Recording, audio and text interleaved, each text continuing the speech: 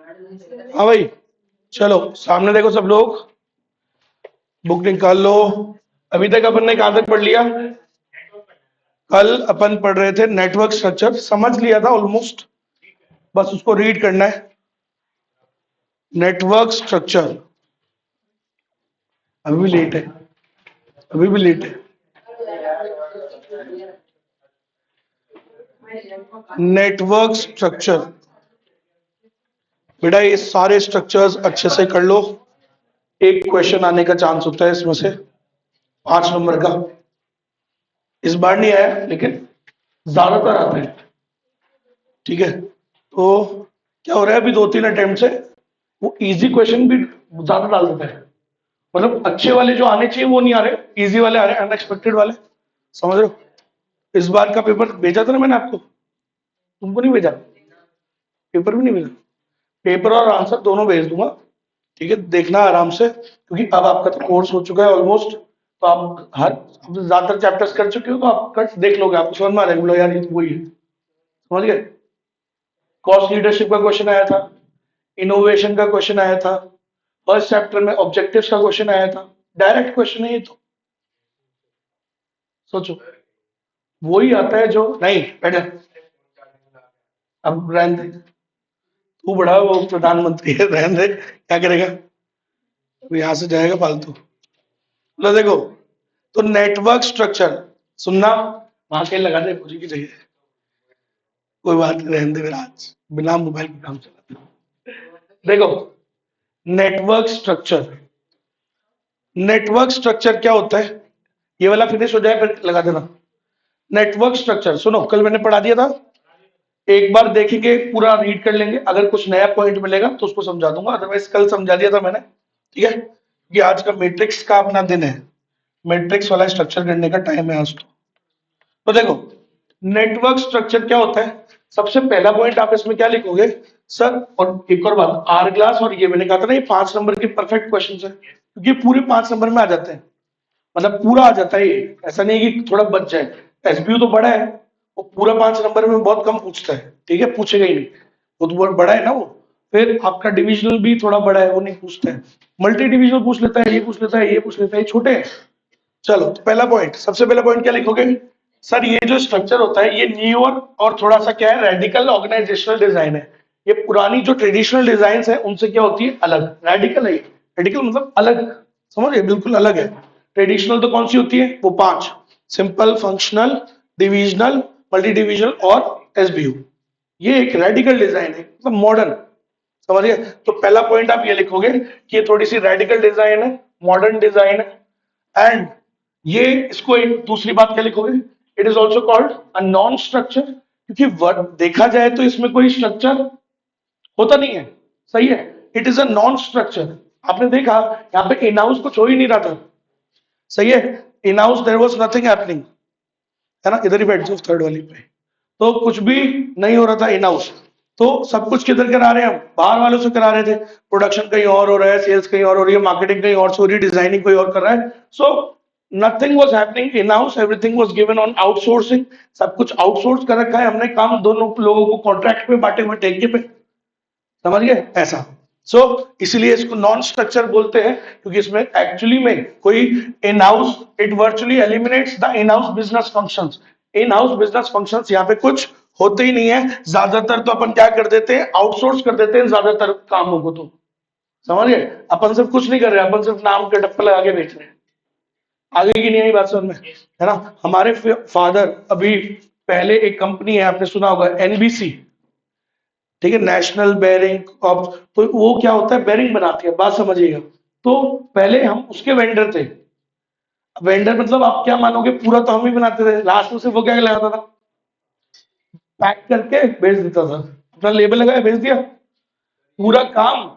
वो अच्छा, उन्होंने अपने अंदर अपना जो एनबीसी का जो फैक्ट्री है यहीं पर जयपुर में ही है, उस फैक्ट्री में बहुत सारे वेंडर्स को वहीं जगह दे रखी थी, इनसाइड द प्रीमाइसेस। बोला हमारे यहीं पे जगह ले लो, बस काम हमारा करना। समझे? तो ऐसे हम काफी सालों तक हमने एनबीसी का काम किया।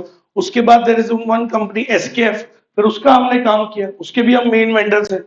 समझ गए मेरी बात? तो काम हम पूरा तो हम ही करके दे रहे थे ना उसको। हमारी फैक्ट्री से सब कुछ उधर आता था, मटेरियल सब उधर से बन के जाता था सारा। तो ये देख लो आप, कुछ भी उनका हो ही नहीं रहा है, सब कुछ आउटसोर्स कर रखा है, सिर्फ लास्ट में जाके क्या करना है, उनको तो असेंबल करके भेज देते। सो ऐसा ही होता है सारी कई चीजें, most of them list outsourcing. हाँ, फ्यू मतलब दो, किसी ने दो चार आउटसोर्स कर दिए, दो चार काम, किसी ने एक दो, वो डिपेंड करता है अपनी अपनी इच्छा पे। तो ये एक ऐसी ऑर्गेनाइजेशन होता है, ऐसा स्ट्रक्चर होता है जहां पे जो कंपनी है, ऑर्गेनाइजेशन, वो ज्यादातर अपने काम क्या कर देती है, आउटसोर्स। इन हाउस बिजनेस कुछ इन हाउस फंक्शन ज्यादा हो ही नहीं रहे, इसलिए इसको क्या कहते हैं, कौन सा स्ट्रक्चर। ये क्वेश्चन आ सकता है, फिल इन द ब्लैंक्स। इसलिए इसको कौन सा स्ट्रक्चर बोलते हैं, नॉन स्ट्रक्चर, क्योंकि एक्चुअली में आपके यहाँ तो कुछ हो ही नहीं रहा है। ठीक है, फिर मैं अगली बात क्या लिखूंगा, अगली line, sir this is also called a virtual structure, क्योंकि ये वर्चुअल ही है। All are interconnected to each other and by the headquarters through a network, इसलिए इसको कौन सा स्ट्रक्चर बोलते हैं, नेटवर्क।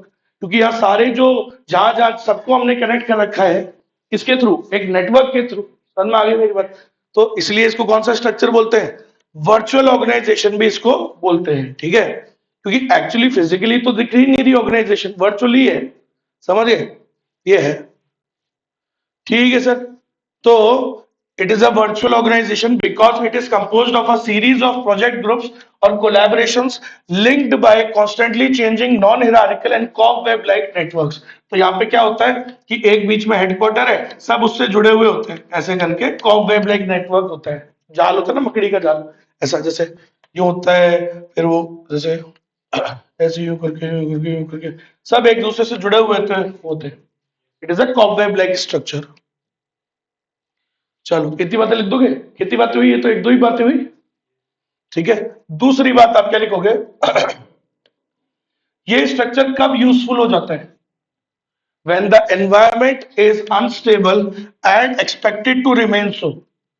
जब एनवायरमेंट क्या हो, बहुत ही ज्यादा अनस्टेबल, कल मैंने बोला भी था, फ्रीक्वेंटली चेंज हो रहा है एनवायरमेंट, बार बार लोगों की टेस्ट प्रेफरेंस नीड्स बार बार बदल रही है, नई नई चीजें आ रही हैं, तो क्रिएटिव वाला बताया था मैंने आपको। तो ऐसी चीजों में ये स्ट्रक्चर यूज किया जाता है। ठीक है, जहां पे एनवायरमेंट क्या हो, वेरी इंपॉर्टेंट पॉइंट। इसी बात पे तो उठ जाता है कि study fill in the blanks का क्वेश्चन, एमसीक्यू, कि जब एनवायरमेंट अनस्टेबल हो एंड और ऐसे ही रहे वो, it is expected to remain so, कि यार ये तो वैसे ही रहेगा, बदलता ही रहेगा, तो फिर अनस्टेबल ही रहेगा, तो कौन सा स्ट्रक्चर बढ़िया है। क्यों बढ़िया है ये बताओ, ये इसने नहीं बताया, आप बताओ क्यों बढ़िया है।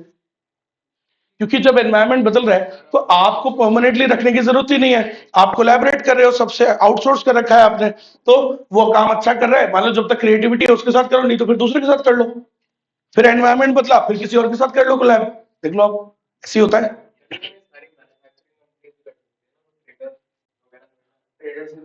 ट्रेडर्स में तो भाई एक ही जगह से काम हो रहा है ना, वहां तो बना जो जैसे तेरे से सामान ले रहे मेरे को बेच रहे। हाँ, सर्विस में नहीं कर सकते ना, कस्टमर सर्विस आप आउटसोर्स कर सकते हो। जैसे एप्पल कंपनी है, तो बनता कहीं और है, डिजाइन कहीं और हो रहा है, असेंबल कहीं और हो रहा है, फिर उसका क्या बोलते हैं, कस्टमर सर्विस कोई और देश दे रहा है, ऐसे करिए चलता रहता है। तो ये याद रखना, वेरी इंपॉर्टेंट लाइन, कब यूजफुल होता है। बावली पूछ, लेट आया खड़े हो जा।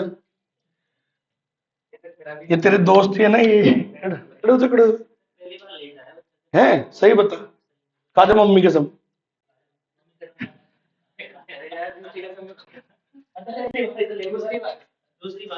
फिर ठीक, इसके बदले तेरे को खड़ा करूंगा अगली बार। तो देखो, under such conditions there is a strong need for innovation. Late मत आओ भाई, दिक्कत हो जाएगी चैप्टर में। देखो क्या होता है इसके अंदर, इसके अंदर ये स्ट्रक्चर में क्या है, ये स्ट्रक्चर में, क्योंकि देखो क्या जरूरत होती है हमको, क्विक रिस्पॉन्स की। अगर आप तुम यार, अगर वो पुराने स्ट्रक्चर्स में ही लगे रहोगे, पुराना स्टाफ ही चल रहा है तुम्हारे, परमानेंट स्टाफ, तो यार वो तो क्विक रिस्पॉन्स देते नहीं है। जब भी आप ऐसे काम कराते हो ना कॉन्ट्रैक्ट पे, यहाँ काम क्या होता है, जल्दी क्विक रिस्पॉन्स आता है। ठीक है, आप मान लो कोई चीज चाहते हो, अब मान लो वो काम अच्छा नहीं करा, फटाफट किसी और को दे दो। आउटसोर्सिंग में ये एक बढ़िया चीज है, आपने नौकरी पे थोड़ी रखा हुआ है उनको। सो कोई काम अच्छा कर रहा है तो बढ़िया, नहीं तो किसी और को दे दो कॉन्ट्रैक्ट। तो वो तो नहीं, फिर भी यार परमानेंट स्टाफ में क्या होता है, उनकी क्रिएटिविटी मर गई। अब दूसरे को तू लाएगा, it will take time, you need to take a quick response. समझ रहे हो? क्रिएटिव इंडस्ट्री में क्या होता है, कल किसी राइवल ने कुछ नई डिजाइन निकाली, तुम्हें आज ही चाहिए, तुम्हारे भी आज बनना चाहिए तुरंत, नहीं तो उसको मिल जाएगा फर्स्ट मूवर एडवांटेज। समझ में आ गई? सो ये स्ट्रक्चर इसलिए तो सबसे यूजफुल है कि आप इन हाउस कुछ करा ही नहीं रहे हो, आपने सब कुछ ठेके पे दे रखा है, ठीक है? सो ये यही तो बोल रहा है कि ये स्ट्रक्चर क्यों बढ़िया रहता है, क्योंकि ऐसी इंडस्ट्रीज में क्या चाहिए होता है, इनोवेशन रेगुलरली करना पड़ता है, क्विक रिस्पॉन्स चाहिए होता है। So instead of having a salaried employees, you can contract with people for specific project, कि एक दो प्रोजेक्ट के लिए किसी से कॉन्ट्रैक्ट कर लिया, या एक दो साल के लिए किसी के साथ कर लिया, ऐसा। समझिए? लॉन्ग टर्म कॉन्ट्रैक्ट्स, अब सुनना, एक लाइन लिखी हुई है, long term contracts with suppliers replace the services that company could provide for itself through vertical integration. यहां हम खुद कुछ नहीं कर रहे। वर्टिकल इंटीग्रेशन पढ़ा था ना अपन ने, बैकवर्ड और फॉरवर्ड। खुद सप्लायर वाला काम चालू कर लिया, बैकवर्ड। खुद अपन चैनल ऑफ डिस्ट्रीब्यूशन वाला काम चालू कर लिया, फॉरवर्ड। ऐसा हम यहां नहीं कर रहे। Instead of that it is replaced by, हम क्या कर रहे हैं, वो ठेके पे दे दिया हमने लॉन्ग टर्म कॉन्ट्रैक्ट, कि भाई 5 साल तक तू ही देगा हमको तो मटेरियल, हम नहीं कर रहे, तू ही करेगा। समझ गया मेरी बात? तो ये लाइन लिखी हुई है। So long term contracts with the suppliers distributors replace the, क्या line, replace the vertical integration. हम यहां खुद कुछ नहीं करेंगे। जो बैकवर्ड फॉरवर्ड जो भी वर्टिकल इंटीग्रेशन था, इंस्टेड ऑफ डूइंग दैट हम क्या कर रहे हैं, लॉन्ग टर्म कॉन्ट्रैक्ट्स कर रहे हैं, सप्लायर वप्लायर के साथ वही देता रहेगा हमको। समझ में आ गई मेरी बात? यही है। एक और क्या लाइन लिखोगे, ये वाली लाइन भी लिखिएगा, ये वाली। The network structure provides organisation with increased flexibility and adaptability to cope up with the rapid technological change and shifting pattern of international trade and competition. Sir, ये स्ट्रक्चर जो है, ये फ्लेक्सिबिलिटी और अडेप्टेबिलिटी काफी देता है आपको।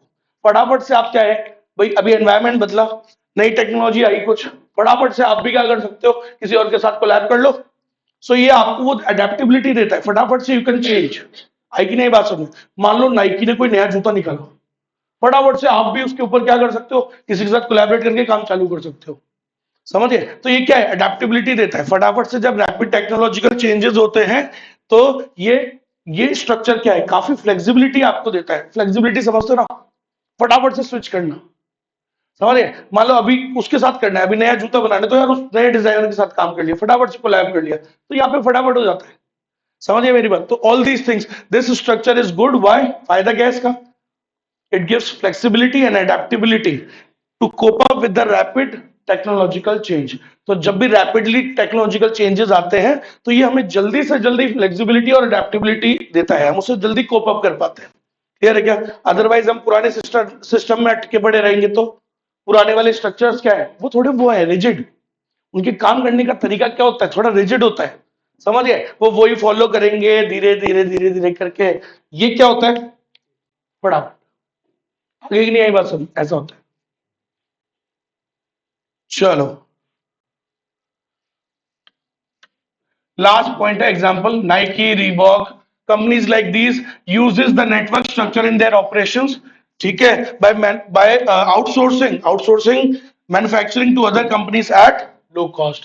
तो खुद बनाने की बजाय क्या कर देते हैं, वो मैन्युफैक्चरिंग को या डिजाइनिंग को या कुछ मेजर काम, मेजर फंक्शंस को क्या कर देते हैं, आउटसोर्स कर देते हैं दूसरों को। है किसका? अरे वो गलत लिखा हुआ है, टाइपिस्ट। ठीक है? सो बाय ऑपरेशंस, बाय बताया ना मैंने आपको। तो इसमें क्या करते हैं, ज्यादातर ऑपरेशंस को क्या कर देते हैं, आउटसोर्स कर देते हैं बाय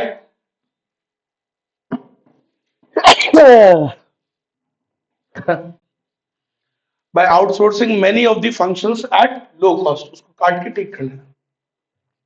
तो यही है, ये कंपनी इस नेटवर्क स्ट्रक्चर यूज करती है।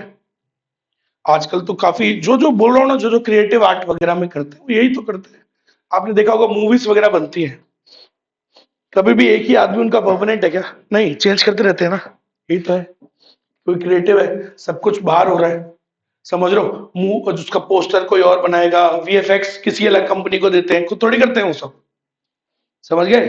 जैसे मान लो शाहरुख खान की कंपनी है, रावण, एक पिक्चर आई थी रावण। रावण पिक्चर नहीं यार, चमक चल लो गाना आया था, चमक चलो वो लगा। तो उस टाइम पे उसकी कोई वीएफएक्स कंपनी थी नहीं, तो वीएफएक्स कोई और कर रहा है, डिजाइनिंग कोई और कर रहा है, पोस्ट प्रोडक्शन कोई और कर रहा है, तो ऐसे करके वो ज्यादातर फंक्शंस आउटसोर्स कर देते हैं और अगली पिक्चर में स्विच कर लेते हैं।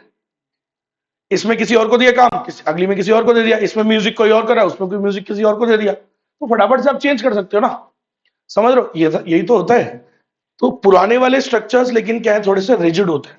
ठीक है, अगर आप उस प्रकार का काम करते हो कि आपका सिस्टम थोड़ा स्टेबल रहता है, तो पुराने वाले स्ट्रक्चर, और चेंज हो रहा है तो लिखा था ना अभी, अगर एनवायरमेंट क्या है, बहुत ही रैपिडली चेंज होता जाता है बार बार, when the environment is unstable and expected to remain so, ऐसा ही रहता है हमेशा ही, तो फिर भाई सैलरीड एम्प्लॉइज मत रखो, फिर तो ठेके पे करो काम। आगे की बात समझ में, ऐसा। आज क्या नाम है आपका, वो जो गवर्नमेंट है, गवर्नमेंट ये जो बनवाती है, जो रेलवे स्टेशन वगैरह, ये क्या सैलरीड एम्प्लॉइज पे से करवाती है क्या? नहीं, सैलरीड एम्प्लॉइज से कराए तो हो गया इनका काम, ठेके पे देते हैं इसलिए ज्यादातर काम। समझ गए, जल्दी होगा तभी तो काम। कोई काम अच्छा कर रहा है, सोचो ढंग से अच्छा नहीं करा, बीच में स्विच करके नए को लगा देते, ये तो है। ये चीजें आती हैं सर इस स्ट्रक्चर में, तो बस खत्म, इतना सही होता है ये। तो मेन बातें है इतना सा, लेकिन भूल नहीं जाना, है बहुत सारी बातें, एक ये सारी सारी चीज में बातें हैं। नेटवर्क स्ट्रक्चर में अपना अगर हम किसी और कंपनी से कंपनी कर रहे हैं, उसकी कॉस्ट तो जुड़ेगी हमारी कॉस्ट के अंदर, हम जो कॉस्ट चार्ज करेंगे चार्ज करेंगे, उनका प्रॉफिट भी तो उसकी चार्ज करेंगे। बिल्कुल यार, पैसे देने पड़ते हैं, पैसे। सर वो अपनी कॉस्ट भी चार्ज करेंगे, अब उनका प्रॉफिट भी चार्ज करेंगे, उनकी मार्केटिंग भी चार्ज करेंगे, बिल्कुल, उनकी 10 चीजें उनकी मार्केटिंग क्यों, मार्केटिंग ये तो अपना ही तो प्रोडक्ट बना रहे वो। अगर आप मेन कंपनी हो, बना तो वो आप ही के लिए रहे ना, और आप उनसे इसलिए तो करा रहे हो क्योंकि आपको उनको देने में कॉस्ट क्या आ रही है, कम। ये तो इनहाउस कर लेते, उसने बोला ना भाई, ये क्यों देते हैं हम, आउटसोर्स क्यों करते हैं, क्योंकि दूसरे से काम सस्ते में होता है, लो कॉस्ट में। तो आप दोगे ही कब, जब उसकी क्या आ रही है, रिलेटिवली कॉस्ट कम आ रही है, ऐसा ही होता है। और वो जो आप शेयर कर रहे हो भाई, सब कुछ जान के तो कर रहे हो, पता है आपको कम आ रहा है, तभी तो दे रहे हो उसको काम, ये तो क्यों देंगे, वो कंपनी क्यों देती है हमको काम, नहीं तो। समझ रहे हो, उसने अपने अपने इतने सारे वेंडर्स लगा रखे थे, क्यों देती वो, उनको रिलेटिवली कॉस्ट कम आती है, उसमें काम अच्छा होता है, स्विच कर सकते हैं, चेंज कर सकते हैं, एनवायरमेंट जब भी वो बदल सकते हैं, ये वाली बात है ना। चलो, आपने ये तो देखा ही होगा, जब आदमी कोई उस पे होता है, टेम्परेरी होता है, कॉन्ट्रैक्ट पे होता है, काम कैसे करता है अच्छा, और जब परमानेंट हो जाता है तो नहीं करता काम अच्छे से। समझ रहे हो, ये पुलिस वाले कभी देखेंगे आपने काम अच्छे से क्यों नहीं करते, क्योंकि दे हैव दैट सिक्योर्ड, इनका इमाम, इनको पता होता है इनको कोई निकाल नहीं सकता, कोई का बाप नहीं निकाल सकता, इनको सिर्फ सस्पेंड कर सकता है, और सस्पेंशन में भी आधी तनख्वाह तो तब भी आ रही है। आप सोचो कितना भी बड़ा कर्मकांड कर दो, आपको नौकरी से नहीं निकाल सकते, सस्पेंशन है। आपका बॉस जो है, वो जो एसपी डीएसपी, वो निकाल ही नहीं सकते आपको, आईजी वाईजी निकाल नहीं सकते, सिर्फ सस्पेंड कर सकते हैं। समझ रहे हो, गवर्नमेंट नौकरी है ना, इसीलिए उनको पास ये सिक्योरिटी होती है उसमें, इसलिए उनकी आवाज में वो दम होता है, बोला हाँ हम तो ऐसे ही है, नहीं कर रहे, ऐसे भाई साहब बोल देते सीनियर्स को, तो यही तो है, ये सेंस। लेकिन आप यही कॉन्ट्रैक्ट पे होते तो काम अच्छा करता है यार, समझ गए, ऐसे जब लेकिन परमानेंट हो जाए तो फिर देखो आप उसके नखरे, फिर तो कहाँ काम करते हैं, सरकारी नौकरी में काम करते लोग, नहीं करते, ठेके पे करते हैं ना, अच्छा करते हैं ठेके पे। समझ में आया। चलो, अभी ये रोड वोड जो बनती है, ठेके पे बन रही है, तो सोचो ऐसी है, सरकारी वाले बनाते तो क्या ही होती। सोचो अगर गवर्नमेंट के लोग बनाते तो बहुत बुरी होती, ये तो ठेके पे है तो और वैसे भी बुरी, लेकिन थोड़ा इससे ज्यादा बुरी होती हो, क्योंकि वो तो बिल्कुल रिलक्टेंट होते हैं, बोला ऐसे ही बनेगी, चल इस पे चलानी है गाड़ी तो चलाओ, नहीं तो वहां में जाओ, कुछ भी बोल देंगे तो सरकारी नौकरी है ना। चलो, तो इसी के साथ ये खत्म, और लास्ट स्ट्रक्चर पे स्टार्ट करने जा रहे हैं, सामने देखो, आखिरी स्ट्रक्चर जो होता है, इसका नाम है मैट्रिक्स स्ट्रक्चर, मैट्रिक्स नाम है इसका, मैट्रिक्स, ये भी रेडिकल डिजाइन है, काफी पुराना नहीं है ये, और ये स्ट्रक्चर ज्यादातर वो लोग यूज करते हैं जहां पे डिले ज्यादा हो जाती है, जैसे कि जिनके ना बहुत सारे प्रोजेक्ट्स चल रहे होते हैं, एक दो नहीं, बहुत सारे प्रोजेक्ट्स, जैसे कि हॉस्पिटल्स, हॉस्पिटल में हर एक जो मरीज होता है वो एक क्या होता है, प्रोजेक्ट, उनके लिए क्या है, प्रोजेक्ट ही तो है, कि वो आया प्रोजेक्ट और उनको खत्म करने, मतलब खत्म करना है, एज उनको फ्री करके भेजना है, जल्दी से जल्दी निपटा के भेजना है। समझ गया, तो every patient is just like a project, समझ गए? तो ऐसे ही होता है। बड़े हॉस्पिटल में भाई कोई आया, मरीज आया, तो फटाफट बीमारी लेके आया, 3 4 5 दिन 10 दिन 12 दिन में उसको फ्री करना है आपको। सो इट इज अ प्रोजेक्ट एक तरीके से। अब या ऐसे समझ लो, जो कई कंस्ट्रक्शन कंपनीज है वहां पे भी ये स्ट्रक्चर यूज करते हैं, क्योंकि कंस्ट्रक्शन कंपनीज जो है, जैसे बड़े बड़े बिल्डर्स होते हैं, महिमा बिल्डर्स, महिमा ग्रुप हो गया, यूडीबी हो गया, इनके कितने प्रोजेक्ट चल रहे होंगे?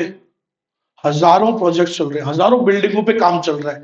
अब क्या होता है, डिले हो जाते हैं। समझ रहे हो? टाइमलाइन थी 6 महीने की, बन रहा है भाई 8 महीने हो गए, 9 महीने हो गए। अब आपको क्या लगता है, बोला सर क्या दिक्कत है, तो बनने दो। बेटा कॉस्ट बढ़ जाती है।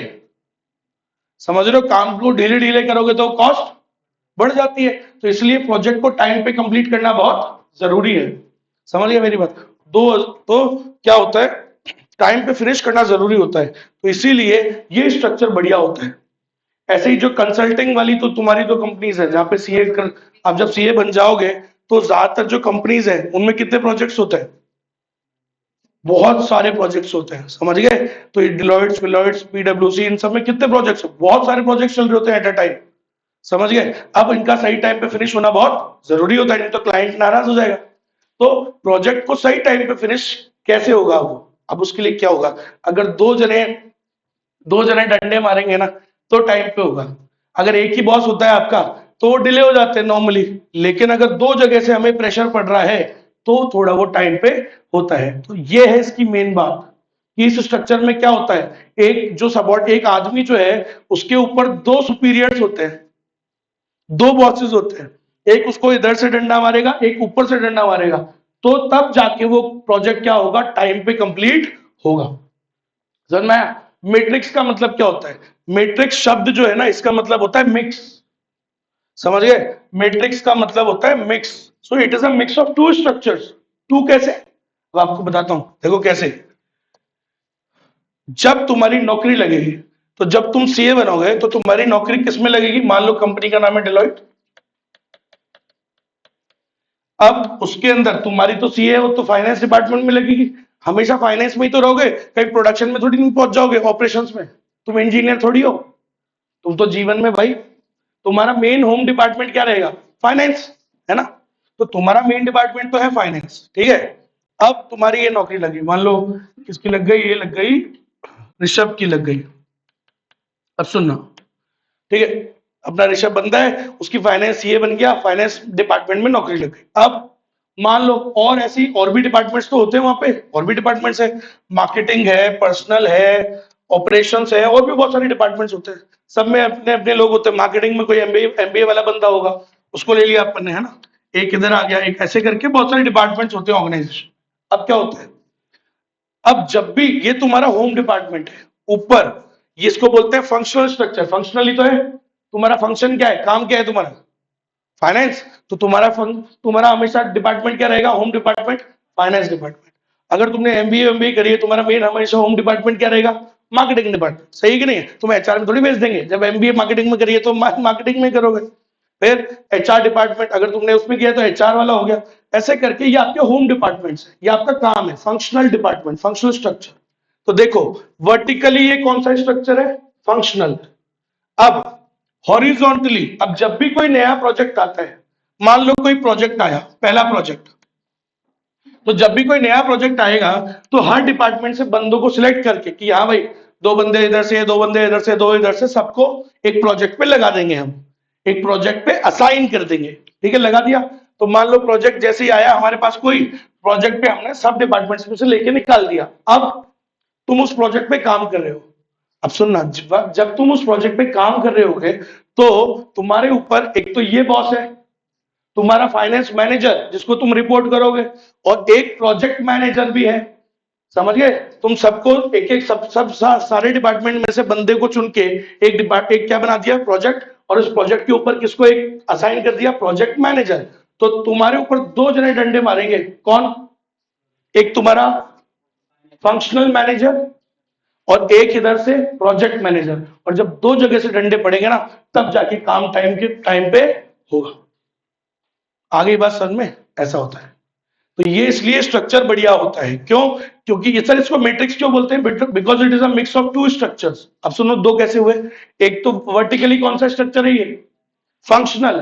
और इधर देखो हॉरिजॉन्टली अलग अलग प्रोजेक्ट, अलग अलग प्रोडक्ट, डिविजनल स्ट्रक्चर। तो यहां पे वर्टिकली कौन सा स्ट्रक्चर है? फंक्शनल। और हॉरिजॉन्टली कौन सा स्ट्रक्चर है? बहुत सारे प्रोजेक्ट चल रहे हैं ना तुम्हारे, बहुत सारे प्रोडक्ट हैं, बहुत सारे प्रोजेक्ट हैं, एक ही बात होती है, समझ गए? तो प्रोजेक्ट 1, प्रोजेक्ट 2, प्रोजेक्ट 3, तो ये कौन सा स्ट्रक्चर है? Horizontally divisional. तो it is a mix of two structures, that's why it is called matrix. आया समझ में? तो ये होता है आपका मैट्रिक्स स्ट्रक्चर, समझ गए? अच्छा, ऐसा भी होता है कि कई बार एक आदमी 2-3 प्रोजेक्ट्स में भी काम कर रहा है, बिल्कुल एक साथ 2-3 प्रोजेक्ट्स मिले हुए हैं उसको, तो फिर तीन प्रोजेक्ट मैनेजर तुम्हारे ऊपर प्रेशर डालेंगे, एक कहेगा मेरा वाला खत्म कर, एक कहेगा मेरा वाला खत्म कर, ऐसे चलता है, ऐसे इसी को बोलते प्रेशर। आई बात समझ में? सो इसीलिए स्ट्रक्चर बढ़िया रहता है। तो लेकिन ऑब्वियसली हर स्ट्रक्चर में अपने फायदे भी हैं, नुकसान भी हैं। इसमें नुकसान क्या है? कन्फ्लिक्ट्स बहुत होते हैं, समझ रहे हो? आप उसको आपको उस वाले वो कुछ बोल रहा है आपको, आप बोलोगे बोले सर मैं क्या करूं यार, वो परेशान कर रहा है, तो यहाँ पे वो ईगो क्लैश आ जाता है, समझ रहे हो? कोऑर्डिनेशन बिठाना, उनमें प्यार मोहब्बत बिठाना, हार्मोनिक बिठाना बड़ा मुश्किल होता है, समझ गए? Because finance manager your home मतलब परमानेंट मैनेजर, वो कुछ और बोलेगा, वो कुछ और बोलेगा, तुम्हारी छोटी बड़ी करेंगे, समझ में आई मेरी बात? ऐसा होता है। सो ये बड़ा मुश्किल होता है स्ट्रक्चर में। तो ये होता है ये स्ट्रक्चर। करें स्टार्ट? स्टार्ट। अभी तो इसके अंदर 2 क्वेश्चन बनते हैं। पहला क्वेश्चन है कि इसको समझाओ, दूसरा क्वेश्चन है ये कि ये कैसे डेवलप होता है मैट्रिक्स, मतलब जब कोई भी प्रोजेक्ट तुम्हारे पास आता है तो कैसे वो मैट्रिक्स बनाते हो तुम? मैट्रिक्स मतलब वो प्रोजेक्ट कैसे चालू होता है, ऐसे करके, समझ गए? तो 2 क्वेश्चन है इसमें, याद रखिएगा। पहला स्टार्ट कर रहा हूं कि इसको समझा रहे हैं, तेरे को समझाते हैं। चलो, first point, in matrix structure functional and product form. लिखो, फंक्शनल और प्रोडक्ट मतलब, अरे प्रोडक्ट मतलब डिविजनल। तो सर इस स्ट्रक्चर में फंक्शनल और प्रोडक्ट फॉर्म को हम क्या कर देते हैं? कंबाइन कर देते हैं, ठीक है, at the same level of the organisation. तो मैट्रिक्स का मतलब ही क्या होता है? It is a mix of this thing and this thing. समझ में आ रहा है? थोड़ा थोड़ा तो आ रहा होगा तुमको, तो पूरा आना चाहिए, माथा फोड़ दूंगा मैं तो उससे पूछ रहा था।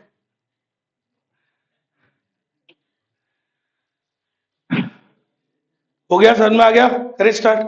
चलो, तो पहली लाइन समझ में आई, that this structure it is a mix of two structures, ठीक है, when two structures are combined, one is functional structure and, अभी इसमें बोली नहीं उसने, देखो वर्टिकली क्या होता है, हॉरिजॉन्टली क्या, ये तो मैं बता रहा हूं, पता है आपको कि वर्टिकली क्या होता है? आपका होम डिपार्टमेंट, फंक्शनल स्ट्रक्चर जहां तुम्हारी नौकरी लगी है, और तुम्हें अलग अलग किस पर असाइन किया जाएगा? प्रोजेक्ट्स पे। तो प्रोजेक्ट क्या है? हॉरिजॉन्टल स्ट्रक्चर, ठीक है भाई। अब इंप्लॉइज, इस स्ट्रक्चर में क्या होता है सर? इंप्लॉय के ऊपर 2 बाप होते हैं, इंप्लॉय हैव 2 सुपीरियर्स, ठीक है।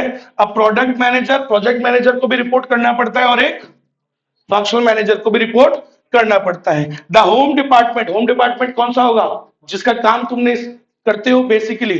So the home department which is your engineering करते हो, या मैन्युफैक्चरिंग करते हो, या मार्केटिंग करते हो, या फाइनेंस करते हो, या जो भी करते हो, वो तुम्हारा कौन सा डिपार्टमेंट होता है? फंक्शनल। तो फंक्शनल आपका कौन सा डिपार्टमेंट होता है? होम। तुम्हारा घर कौन सा है? जब प्रोजेक्ट खत्म हो जाएगा तो किधर जाओगे? समझ में आ गई मेरी बात? ऐसा होता है। जैसे फौज होती है, फौज में क्या होता है? बहुत सारे ऑपरेशन होते रहते हैं, अलग अलग ऑपरेशन में आपको भेजते रहेंगे, लेकिन ऑपरेशन खत्म करके तो कहां जाओगे? आगे बात समझ में? घर ही जाओगे ना, अपनी रेजिमेंट में ही तो जाओगे। फिर वैसे यहां पर है जहां तुम्हारे लगा है मामला, नौकरी। समझ में आ गई मेरी बात? ऐसा। सो याद रखिएगा, इसके अंदर जो होम डिपार्टमेंट होता है वो कौन सा होता है? आपका functional department, and it is reasonably permanent. ज्यादातर यही परमानेंट होता है अपना स्ट्रक्चर, इसी में ही रहना है अपने को। पीपल फ्रॉम, अब इन डिपार्टमेंट में से निकाल के क्या करते हैं हम? लोगों को निकाल के प्रोजेक्ट पे असाइन करते हैं। तो people from these units are often assign temporarily to one or more projects. In departments में से निकाल के हम क्या करते हैं? बंदों को प्रोजेक्ट्स पे असाइन करते हैं, 1 या 2 प्रोजेक्ट्स जो भी हैं। अब सेकंड पॉइंट क्या लिखोगे इसमें? सर इसके अंदर जो प्रोडक्ट या प्रोजेक्ट होता है, ये कौन से नेचर के होते हैं? Temporary, and they act like divisions. तो जैसे एक ऑर्गेनाइजेशन में बहुत सारी डिविजन्स होती हैं, वैसे ही ऑर्गेनाइजेशन में बहुत सारे प्रोजेक्ट होते हैं।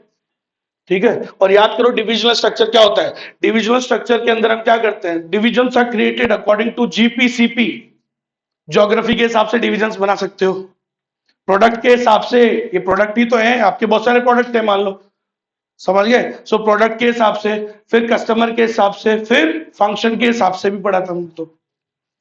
चलो, तो याद रखिएगा होम डिपार्टमेंट फंक्शनल होता है, ये वाला प्रोजेक्ट्स के होते हैं, ऑब्वियसली टेम्परेरी है। प्रोजेक्ट तो आज होगा, मान लो खत्म हो जाएगा, फिर नए प्रोजेक्ट पे जाओगे तो वो तो टेम्परेरी है ना। अच्छा, उसके बाद द मैट्रिक्स स्ट्रक्चर, ये कब अप्रोप्रिएट रहता है, ये तो इंपॉर्टेंट है सारी बातें।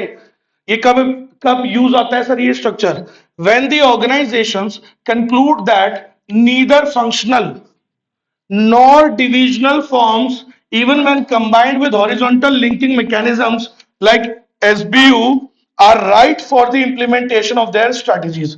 ये मिटा देना यहां से, अरे मिटा देना, ये बुलेट पॉइंट नहीं है, ये एक ही लाइन, एक ही पैराग्राफ है, ये पूरा मिटा दो उसको। क्या मतलब है इस लाइन का, इस लाइन का क्या मतलब है, इसका ये मतलब है कि जब ये स्ट्रक्चर कब यूज किया जाता है, जब आपको ये बिलीव हो जाए कि ना फंक्शनल वाले से काम चलेगा ना डिविजनल से इसमें काम चल सकता है, प्रोजेक्ट टाइम पे कंप्लीट होता ही नहीं, चाहे भले ही हम उनको कंबाइन भी कर दें, एसबीयू के जैसा बना दें, तब भी उससे काम नहीं चलेगा। तो जब आपको ये बिलीव हो जाए that neither functional not divisional even when combined, जब जोड़ भी दो तो भी एसबीयू के जैसा बना दो तो भी उससे आपको आपका वो स्ट्रेटेजी इंप्लीमेंट नहीं हो पाएगी ठीक से, तब हम इस स्ट्रक्चर को चूज करते हैं।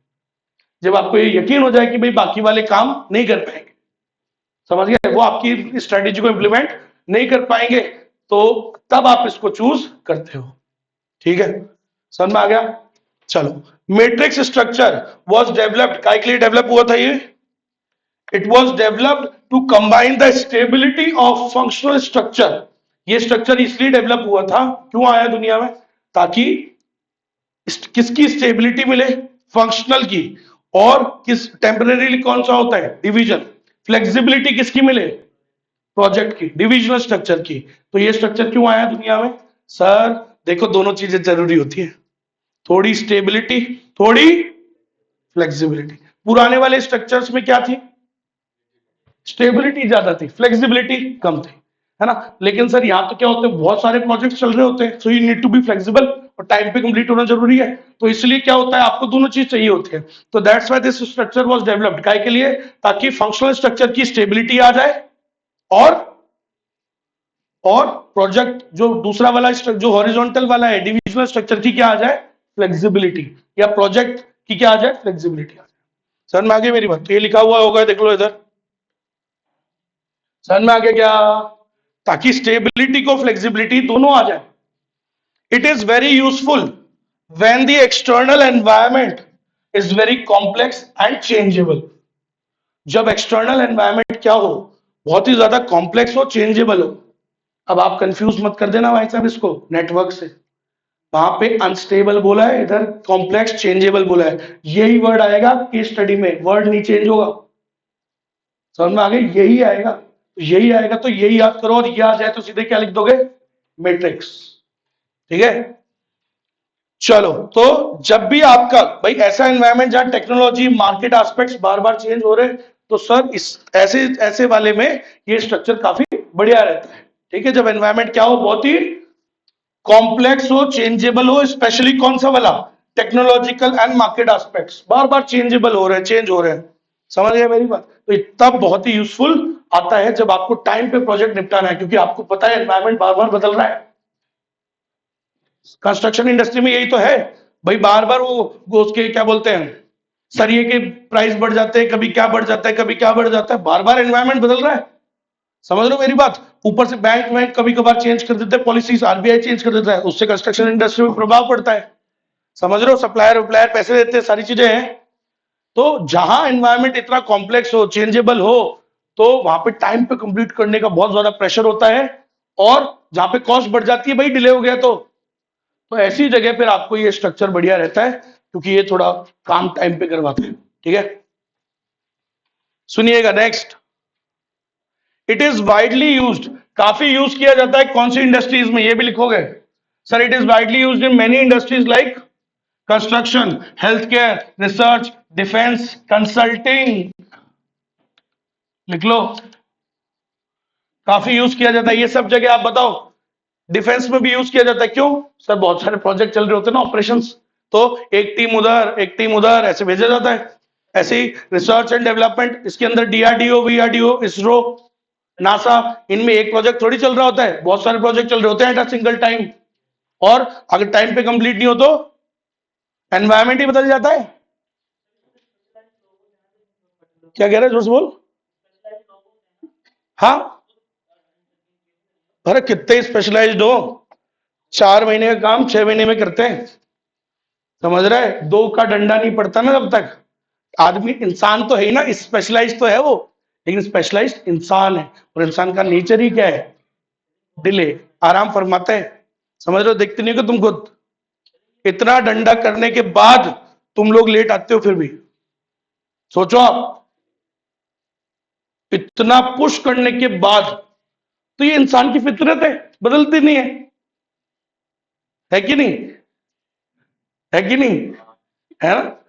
स्पेशलाइज्ड बोला ना तूने, स्पेशलाइज्ड, स्पेशलाइज्ड आदमी होता है, लेकिन वो काम अपने तरीके से करता है, डीले डाले है ना, लेट लेती है, वो सबका नेचर में, ठीक है? तो होता है, इसलिए डंडे करना जरूरी होता है, और ये करने से ही टाइम पे काम खत्म होता है, समझ रहे हो? Your batch was started on 4th of November, समझ रहे हो? तो आपको ये 60-65 क्लासेस हो गई, ऑलमोस्ट हो जाएगी, तब जाके कोर्स कंप्लीट होता है 65 लेक्चर्स के अंदर। अगर ऐसे रोज आज हर दिन, भैया मैं भी तो इंसान ही, मैंने कहा ना, अपन कितने स्पेशलाइज्ड है तो इंसान, मन तो करेगा बोला नहीं यार अब न्यू आज नहीं उठने का मन था, लेकिन पुश करना पड़ता है डेडलाइंस को, अदरवाइज नहीं होगा। है क्वालिटी की तो कॉम्प्रोमाइज काय में कैसे, मतलब क्वालिटी कैसे होगी कॉम्प्रोमाइज? जल्दी काम करा रहे हो तो क्वालिटी जल्दी नहीं करा रहे, वही कल भी रुक रुक, कल जैसे एक बार कल या परसों इसने भी कुछ बोला, जैसे बोला सर ये तो बहुत जल्दी जल्दी हो रहा है। जल्दी कहां हुआ आप बताओ? Not even a single topic को जल्दी हुआ ही नहीं, सिर्फ टाइम लाइन को मैं अपन ने क्या किया है, सिर्फ टाइम को, कहां बोल जल्दी कहां हुआ?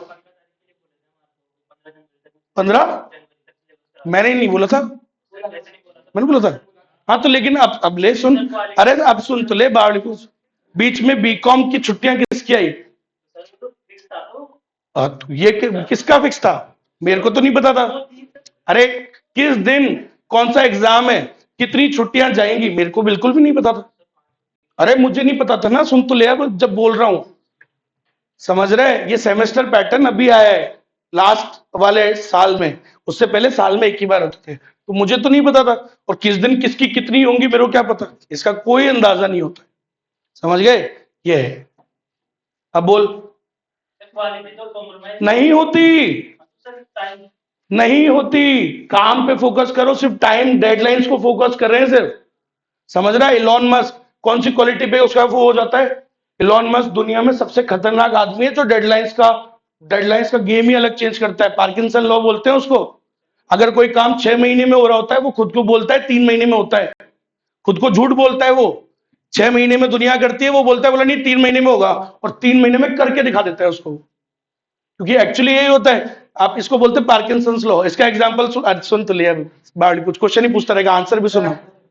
ये सिर्फ डेडलाइंस को पुश करते हैं, अपने माइंड सेट से ही तो होता है हर गेम, समझ रहे? कोई काम अभी तेरा वो होता है अपना स्कूल में जो वो मिलता था हॉलीडे होमवर्क, मिलता कितने महीने के लिए था?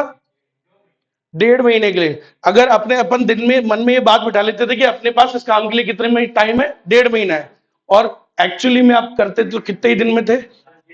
लास्ट के 4 दिन, है ना? तो इसका मतलब समझ जाओ काम सिर्फ कितने दिन का था वो। आपने क्या किया, क्योंकि आपको किसी ने कहा कि आपको इस काम के लिए कितने टाइम दिया है, 1.5 महीना, तो आपने वो काम को एक्सपैंड कर लिया 1.5 महीने में, और हुआ वो 1.5 में भी नहीं। ऐसे ही डेडलाइंस होती है, आप इनको पुश करते रहो, ये पुश ही होती जाएगी, समझ गया? आपको दिमाग से बोलना पड़ेगा कि नहीं आधा बोलो, आप आधा बोलोगे तो जाके कंप्लीट होता है। तो क्वालिटी बिल्कुल भी कॉम्प्रोमाइज नहीं होती, आपको सिर्फ अपने टाइम से ध्यान रखना है। हर आदमी जो टाइम से उठता है, टाइम से बैठता है, डिसिप्लिन, जो बनाता है ना उसका काम अपने आप जीवन में होता है, कहीं ना कहीं उसको कोई रोक ही नहीं पाएगा, कोई क्वालिटी नहीं, कोई कुछ नहीं, सब ऐसे तैसे। समझ रहे हो मेरी बात? फौज है ना, फौज, इसका रियल एग्जांपल है कि discipline rules over motivation. Motivation हर दिन थोड़ी हो जाएगी मन में, हर दिन मोटिवेशन कोई कर दे, सुबह सुबह उठ के तुम्हें मोटिवेशनल मूवी दिखा दे, बोला चलो जोश के साथ काम करते हैं, घंटा जोश। कौन हर दिन काम करवाता है? डिसिप्लिन। समझ रहे हो? जीवन भर वो लोग 4 बजे उठने का डिसिप्लिन बनाते हैं, हर दिन शेव करना, हर दिन अपने कपड़ों को, जूतों को पॉलिश करना, हर काम खुद करते हैं, हर दिन। देख लो आप अपने अपने जैसे उनकी लाइफ नहीं है, उनकी लाइफ एकदम सिस्टमैटिक है, सबसे ज्यादा सिस्टमैटिक है उनकी लाइफ। समझ लो, इतने बजे ये होगा, इतने बजे ये होगा, डिसिप्लिन। और काम होते हैं, निकलो, काम कंप्लीट होते हैं ना, बात यही है। अब आप समझ गए कि गेम किसका है? गेम किस चीज का है? डिसिप्लिन का। आपका आना जाना ये क्यों कंट्रोल कर रहा हूं मैं जब से? इसलिए कि क्या बने? डिसिप्लिन। समझ रहे हो? डिसिप्लिन बना लोगे, बाकी सब अपने आप बन जाएगा। हर वो बच्चा जो डिसिप्लिन बना के पढ़ता है ना, मेरिट लाता है। वो डिसिप्लिन बनाना पड़ता है, लेकिन उसके लिए डिसिप्लिन होता है सेल्फ इंपोज्ड, कोई और कहने से नहीं होता है, सेल्फ इंपोज होता है? क्या कह रहे हैं? रिसर्च, रिसर्च में भी तो होते हैं, इतने सारे प्रोजेक्ट चलते हैं। ये काम इलॉन मस्क, यही तो बोला मैंने, स्पेस एक्स, उसका एक है। टाइम बाउंड करना पड़ता है, कोई चीज की बिना डेडलाइन बनाए काम नहीं होता है। समझ रहा है? तेरा एग्जाम कब है? मई में। तेरा मई में है? अच्छा, तेरा मई में। तो सुन, डेडलाइन कब की बनाएगा फिर? तेरा कोर्स कब तक हो जाना चाहिए? है जनवरी तक। हाँ, तो हो जाना चाहिए जनवरी तक। तो यार कोचिंग वाले वो जाने। मेरे को तो सितंबर बैच के लिए अपॉइंट किया गया था, ये भी बता दूं मैं तेरे को। वो मैं तो सितंबर बैच के लिए अपॉइंटेड हूँ। यहाँ ज्यादातर बच्चे किसके हैं? सितंबर के, सिर्फ मई के 2-3 है। ज्यादा है, 7-8 है। हाँ, तो वही होंगे। तो आप समझो, आपका काम अगर आप दिमाग को बोलोगे तो वो तो कंप्लीट भी नहीं होगा। अब छोड़, अब लगा दिया तूने, टाइम लग गया ना वो लास्ट का टॉपिक। अब वो रह गया, अब रह गया तो रह गया वो लास्ट वाला। चलो तो सुनिएगा, इट कैन बी यूज्ड। ये कहां स्ट्रक्चर यूज होता है? Where many projects are running at a time and people are required for limited time period. ठीक है? तो ये वहां पे यूज किया जाता है जहां पे बहुत ज्यादा प्रोजेक्ट्स चल रहे होते हैं और जहां लिमिटेड टाइम पीरियड का गेम होता है। तो आपको टाइम को मैनेज करना बहुत जरूरी होता है। सरकारी काम, एक पुल जिसको बन जाना चाहिए 2-2 साल तक, 12-12 साल तक नहीं बनता है इनसे। क्यों? आप कोई भी चीज को टाइम बाउंड कर दो, होगा। टाइम बाउंड करो, डिसिप्लिन से काम करो, हर चीज होती है। समझ रहे हो? ये डिसिप्लिन जीवन में बनाओ।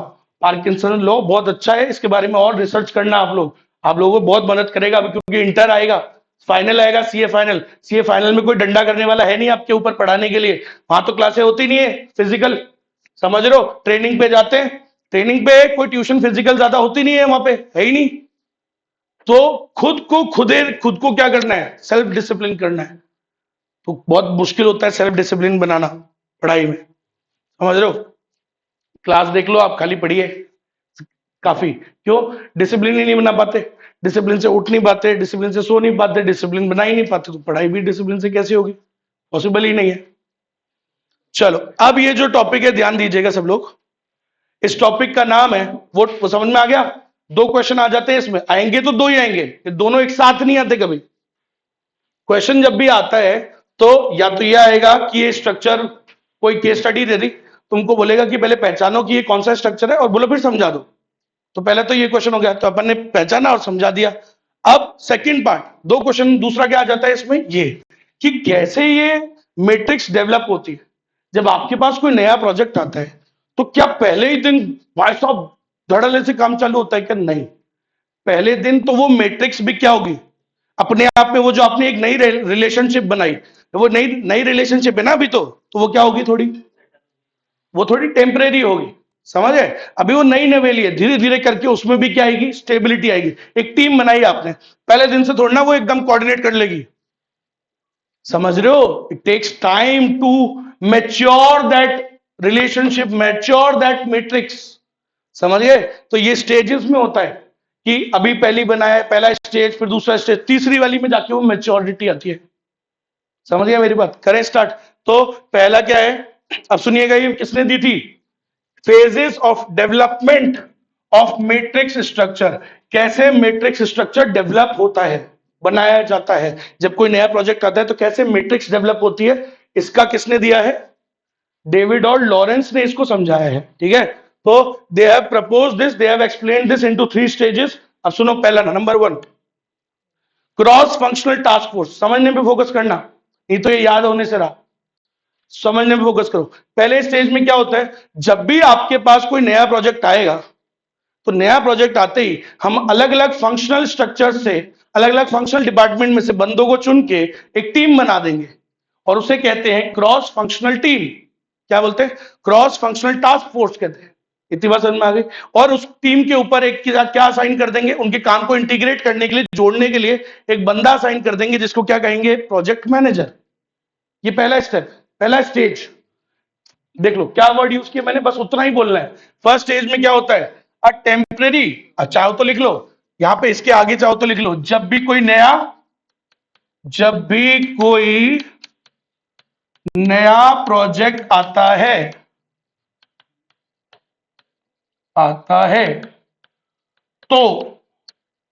तो temporary cross functional task force appoint की जाती है जब भी कोई नया प्रोडक्ट लाइन आता है। देन, और उन सबके काम को इंटीग्रेट करने के लिए एक उस पर क्या लगा दिया जाता है? एक प्रोजेक्ट मैनेजर बिठा दिया जाता है, जो अभी सिर्फ क्या है? अभी सिर्फ उनके काम को जोड़ने वाला लिंक है। अभी वो तुम्हारा वो बॉस नहीं बना, अभी तो कल ही तो तुम्हें उस प्रोजेक्ट पे साइन किया है, अभी तुम उसकी बातें मान लोगे क्या?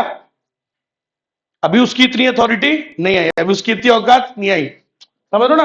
होता है ना कई बार, वो बोल रहा है तू करके बुला रहा है, तो तुम क्या बोला? सर तू करके कैसे बोल रहे हो? लेकिन 3-4 महीने साथ काम कर लोगे तब क्या आ जाती है वो फेमिलियरिटी आ जाती है, थोड़ा क्या हो जाते हैं, एक दूसरे के साथ फेमिलियर हो जाते हैं, थोड़ा फ्रैंक हो जाते हैं, तो बाद में ना, लेकिन अभी पहले दिन थोड़ी हो जाओगे। समझ में आया? So project manager is the now अभी वो क्या है कि इंटीग्रेटर है, अभी सिर्फ जोड़ता है। अब थोड़ा समय निकल, थोड़ा सा समय बाद क्या होगा?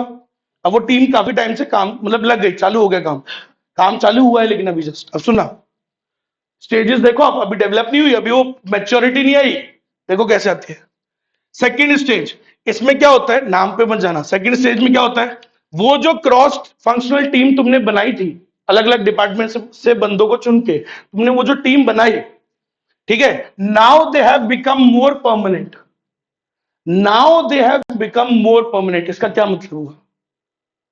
सर वो पहले के मुकाबले क्या हो गई? थोड़ी सी परमानेंट, पहले के मुकाबले। समझ गए ना? अरे कोई भी प्रोजेक्ट कभी जीवन भर के लिए परमानेंट नहीं होता, तो यहां ये क्या कहना चाह रहा है कि वो पहले के मुकाबले क्या हो गई है? थोड़ी सेटल हो गई एक तरीके से टीम। समझ गए ना मेरी बात? ऐसा भाई, तब तो नए नवेले लोग थे, एक दूसरे को जानते भी नहीं थे, but now they are settled.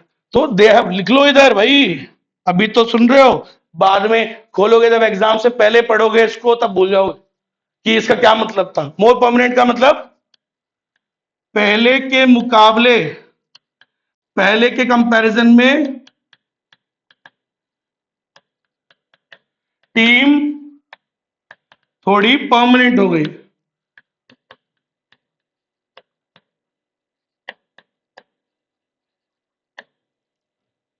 And now the project manager becomes a product manager. अब वो प्रोजेक्ट मैनेजर, पहले जो क्या था प्रोजेक्ट मैनेजर, अब वो क्या बन जाता है?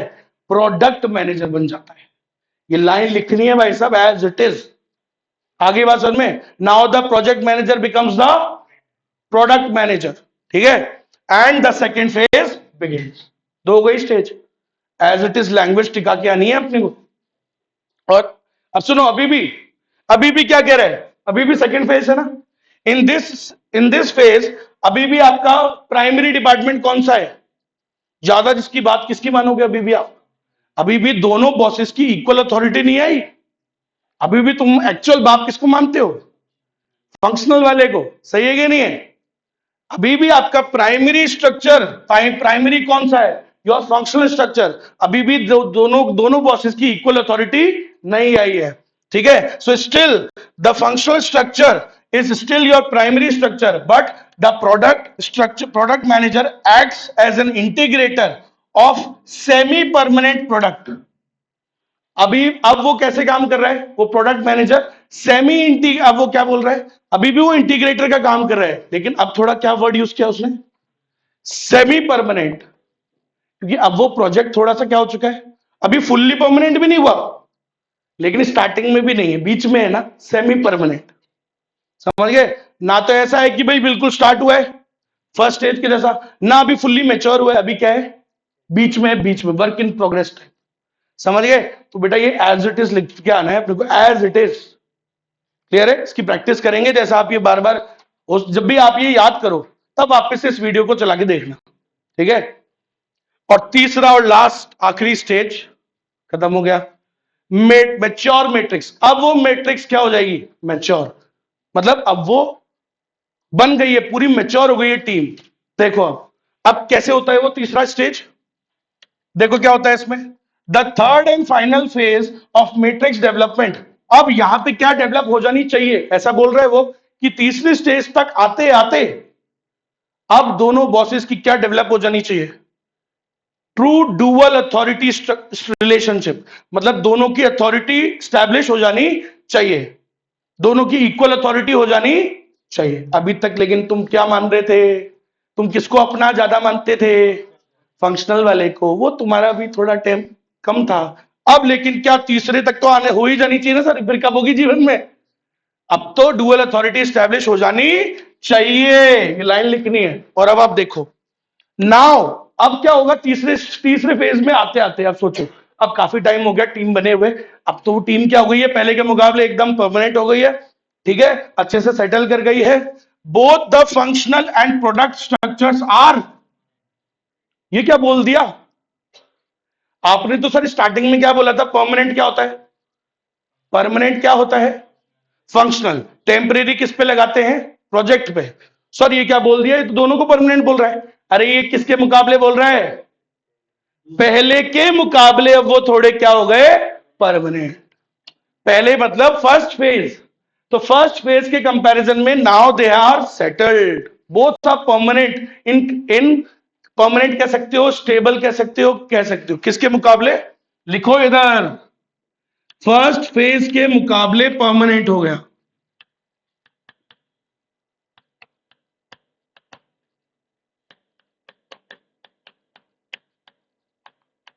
परमानेंट या स्टेबल हो गए हैं. सर में आ गई ना. कई बच्चे इसमें भी जान खाते हो, बोलो सर आप कैसे बोल रहे हो ये दोनों परमानेंट हो गए. अरे भाई पहले के मुकाबले थोड़े सेटल हो गए, पहली स्टेज में तो नए नवेले थे ना, इमेच्योर थे, बाद में क्या हो जाते हैं, स्टेबल हो जाते. समझिए मेरी बात. ऐसा देखो. और last point, now all the employees are connected to both vertical functional superior and horizontal product manager. अब जाके डुअल अथॉरिटी सेटल हो गई है, बन गई है. अब तुम अब किसको रिपोर्ट करोगे, किसको, वर्टिकली किसको करोगे, फंक्शनल सुपीरियर को, और हॉरिजॉन्टली किसको रिपोर्ट करोगे, प्रोडक्ट मैनेजर को. समझ में आ गए. And now the product manager have equal authority. Now the functional and product manager they both have equal authority. दोनों तुमको क्या देंगे, ऑर्डर्स देंगे. एंड अगर वो चाहते हैं कि प्रोजेक्ट को टाइम पे कंप्लीट करना, तो दोनों को कैसे मिलके काम करना चाहिए, दोनों बॉसेस में क्या होना चाहिए, हार्मनी. अगर ईगो क्लैश होगा तो वो कुछ और बोलेगा, वो कुछ और बोलेगा, ऑर्गेनाइजेशन की छोटी बड़ी हो जाएगी. सही है कि नहीं है. So they must work well together, they must work who they, functional and the product managers, they must work well together to resolve their disagreements over the resources and priorities. क्योंकि सर डिसएग्रीमेंट बहुत रहते हैं, ऊपर वाला बोलेगा बोला कम लगा, ये वाला बोलेगा ज्यादा लगा, ढंग की क्वालिटी होनी चाहिए, ऊपर वाला बोलेगा टाइम पे कर.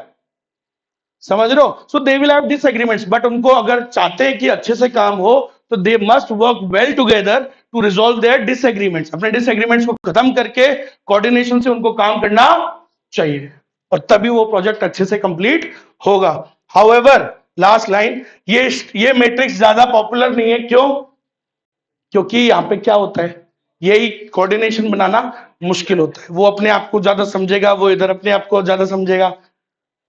समझ रहे हो? तुम्हारे ऊपर दोनों डंडा करेंगे और दोनों अलग अलग बातें करेंगे, बड़ा मुश्किल हो जाता है दोनों के बीच में सेटअप करना। So this is not very popular because of difficulties in implementation and trouble in managing. इस स्ट्रक्चर को मैनेज करना और इंप्लीमेंट करना क्या है, काफी मुश्किल काम है सर। लोगों से काम करवाना, बुरा बनता है आदमी।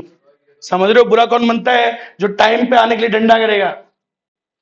बाकियों की क्लास तो टाइम पे ही स्टार्ट होगी ना। आप सोचो, पहली क्लास में हमेशा क्या होता है, होगा पहली क्लास अगर टाइम पे चालू ना हो तो बाकियों की क्लास पूरी डिले। देखो, एक डिले तो दूसरी डिले, दूसरी डिले तीसरी डिले चलेगी, तुम्हारा कोर्स डिले हो जाता है। और बुरा वही बनता है जो डिसिप्लिन को क्या करेगा, जो डिसिप्लिन सेटअप करेगा। आपको हमेशा बुरा वो टीचर, वो स्कूल में वो टीचर लगेगा जो क्या सेटअप करता था, डिसिप्लिन।